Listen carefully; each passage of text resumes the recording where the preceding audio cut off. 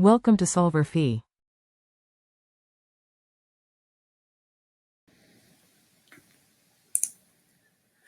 This is the answer to Chapter 19, problem number 39 from the Smith Organic Chemistry textbook.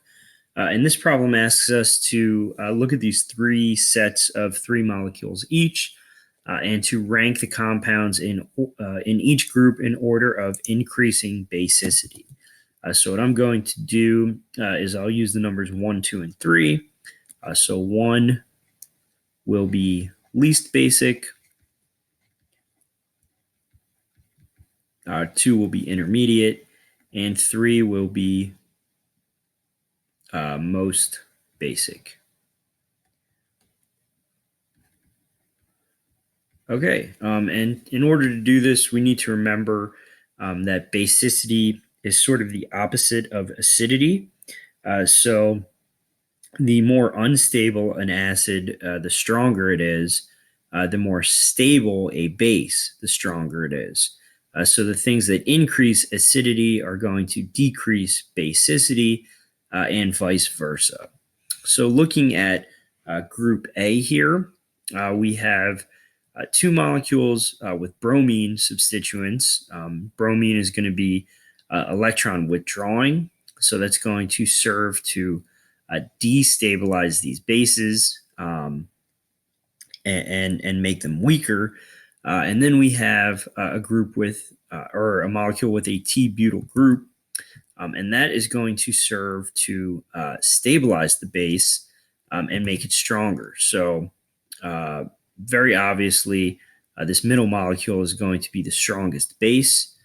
And then we're comparing a bromine that's one carbon away from this carboxylate ion versus a bromine that is 2 carbons away. And so the further away the bromine is, the less effect that it will have. And the bromine that is closer is going to be more destabilizing here. So for A, the order is going to run 1, 3, 2. So looking at B, we can take some of those. Well, so it wouldn't be the same effects. So these are all aromatic rings.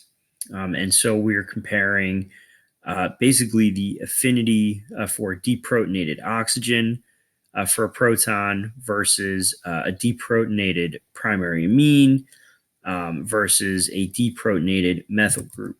And so to do this, we could look at pKa's. And the highest pKa is going to be the strongest base. And so in this case, this molecule will be the strongest base. The nitrogen molecule will be intermediate to that. And the deprotonated phenol will be the weakest base. Because the deprotonated phenol would be the best acid. Or pardon me, phenol would be the best acid. Benzylamine would be the intermediate acid, and then toluene is a very weak acid and therefore a very strong base. So you can think about this really either way. And then let me just try to move this molecule up a little bit. Okay, there we go. So it's easier to see. It's good to see the whole molecule. So for C, 2 of these molecules are aromatic, and the third is just a cyclohexane. And so the aromaticity is going to serve to stabilize these systems somewhat. And so the cyclohexane with the deprotonated oxygen on it is going to be by far the strongest base because it's the weakest acid.